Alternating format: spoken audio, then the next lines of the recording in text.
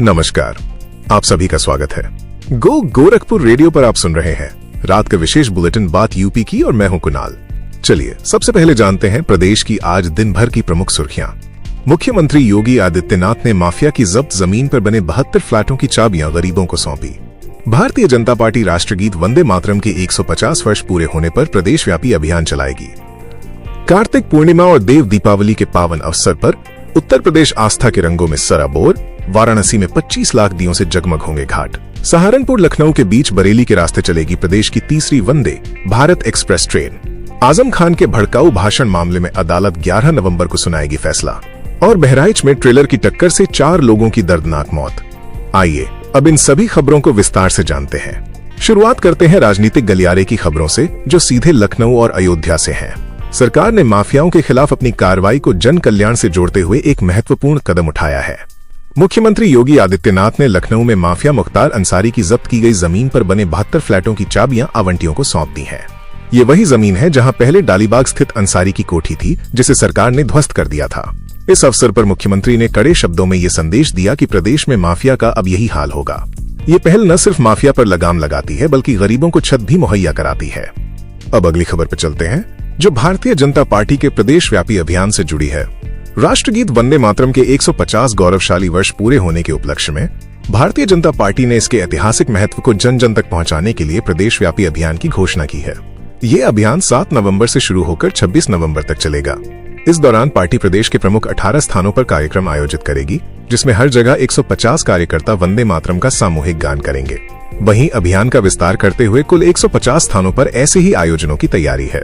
इस अभियान के तहत तिरंगा यात्राएं, प्रभात फेरियां, बाइक रैलियां, प्रदर्शनियां और विद्यालयों में निबंध व चित्रकला जैसी विभिन्न प्रतियोगिताओं का भी आयोजन होगा, ताकि युवा पीढ़ी राष्ट्रगीत की प्रेरणा और महत्व से परिचित हो सके। इस बीच समाजवादी पार्टी के वरिष्ठ नेता आजम खान से जुड़ी एक खबर है। समाजवादी पार्टी के वरिष्ठ नेता आजम खान से जुड़े साल 2019 के एक भड़काऊ भाषण मामले में बहस पूरी हो चुकी है। अदालत इस मामले में अपना फैसला 11 नवंबर को सुनाएगी। ये मामला आजम खान के राजनीतिक भविष्य के लिहाज से काफी अहम माना जा रहा है।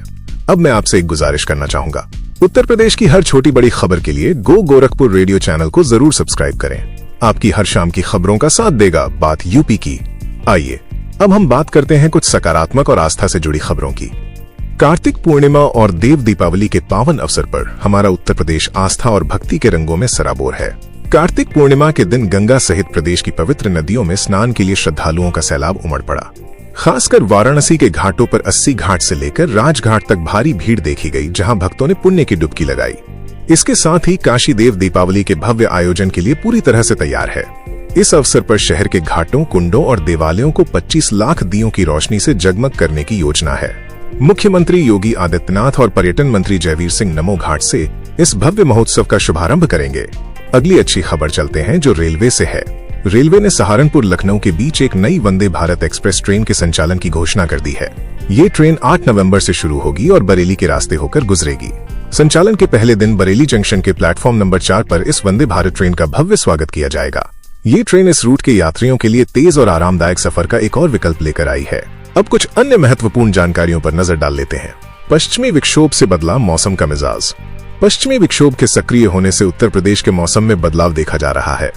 इसके प्रभाव से आने वाले दिनों में ठंड के साथ कोहरे का प्रकोप बढ़ने की संभावना है।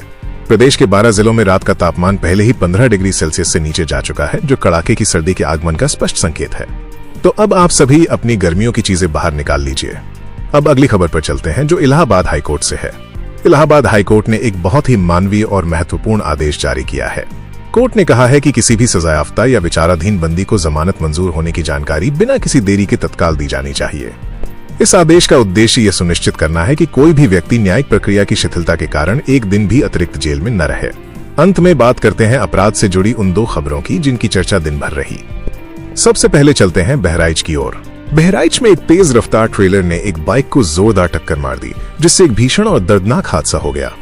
इस दुर्घटना में बाइक पर सवार 1 साल के बच्चे सहित 4 लोगों की मौके पर ही मौत हो गई। पुलिस ने इस मामले में आगे की कार्रवाई शुरू कर दी है।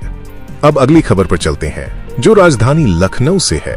राजधानी लखनऊ में साइबर धोखाधड़ी का एक बड़ा मामला सामने आया है। यहाँ जालसाजों ने एक व्यवसायी को एक गेमिंग ऐप के जाल में फंसाया। उन्होंने व्यवसायी को ब्लैकमेल और सम्मोहित कर उससे लगभग 2 करोड़ रुपए की ठगी की। पुलिस अब इन साइबर अपराधियों की तलाश में जुटी है।